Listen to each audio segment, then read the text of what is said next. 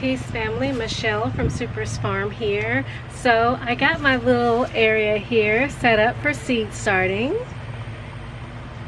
and I thought I would just share with you really quickly my seed starting mix. I did do a full series that I will link at the end of this video for my whole seed starting sort of regimen, if you will, from making the seed starting mix to my grow lights and you know, getting everything ready to go out after our last frost. So what I use is a combination of vermiculite and peat moss. And one thing that I wanted to also share is I use this large grow bag and I mix up a lot of the seed starting mix at a time, and I keep it in this grow bag so that it stays you know, ready for me whenever I need it, but I don't wet this. I then use another container, oftentimes something like this, and put what I need in here at a time, and I'll moisten the mixture in here that I will then use to plant the seeds out in. That way you know, you're not trying to keep, sorry, I heard something. I didn't know the guys were out. I don't know, you probably can't see them, it's really bright back there. But see, the noisy bunch, they let you know when somebody's out. But anyway, this is a 20-gallon grow bag that I use. I forgot, I lost my train of thought, I apologize. But anyway, what I do is 2 parts peat moss to 1 part of the vermiculite.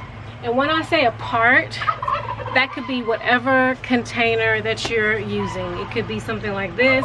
It could be a small little container, something like this, okay? This is a part. You just want to keep the part the same. So this would be 2 parts of the peat moss, 1 part of the vermiculite. Or like I said, if you wanted to use something like this.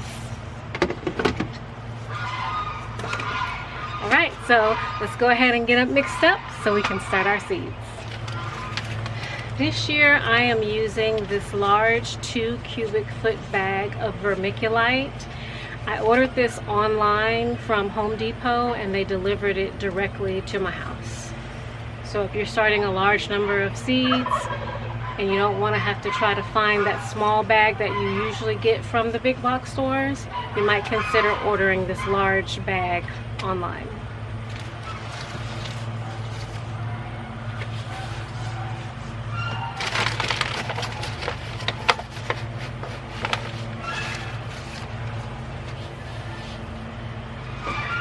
Okay, so that was 4 parts here, 4 of these, and then we're going to come back and put in 8 of the peat moss.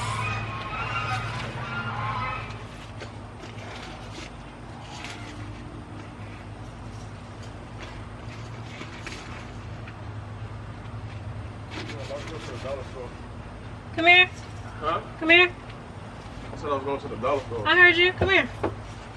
I want you to see my area. All right. Thank you.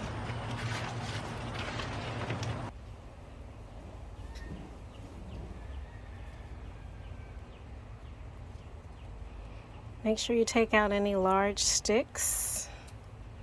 Break up any of the clumps.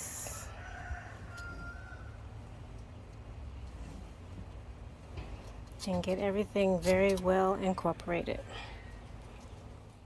All right, so I'm in the raised bed garden right now, and I thought I'd show you just really quickly what I use to up-pot my seedlings. So I just previously showed you what I use for seed starting, but once the seeds come through, you know, they grow and they get too big for the little cup, but yet they're too small to go outside, or the weather's not ready, you know, it's not conducive for you to put your seedlings outside. This is the mix that I'll use to up-pot the seedlings. It's 50% compost, 50% garden soil, right? That's mixed up.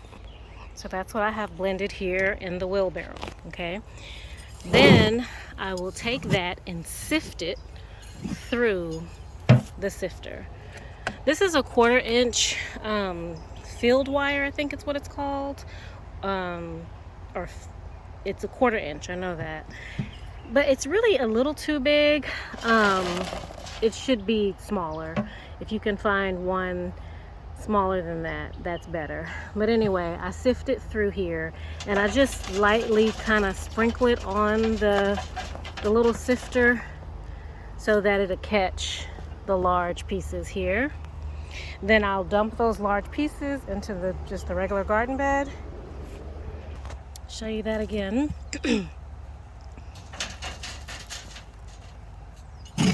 See, that sifter will catch the really large pieces.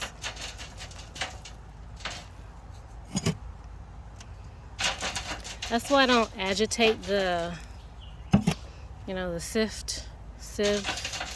I don't agitate it a lot because those pieces will find their way through, and then that sort of defeats the purpose.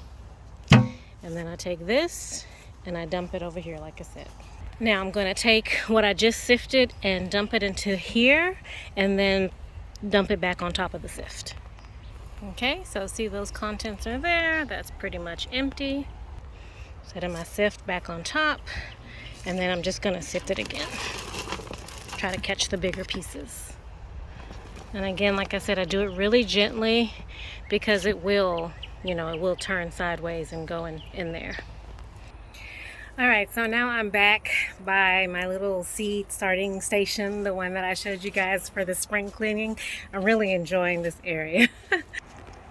But this is the seed starting mix that we mixed up, right? 2 parts peat moss, 1 part vermiculite. And now what we're gonna do is just eyeball what I think will be equal parts to the mix that we just made. So to this mix here, I'm going to add equal parts. So you're basically just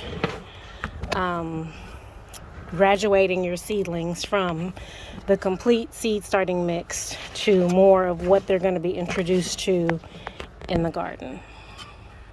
Now I'll use that mix for, like I said, when I'm uppotting, to just sort of transition the seedlings from that really fine seed starting mix to sort of weaning them off of that seed starting mix so that they'll be more resilient to be able to, flourish in what they're actually going to be growing in. Sometimes I even add a little bit of native soil to this mix. It just depends where the seedling's going to go. The seedlings in my the seedlings in my raised bed garden, they mainly only see like bag soil.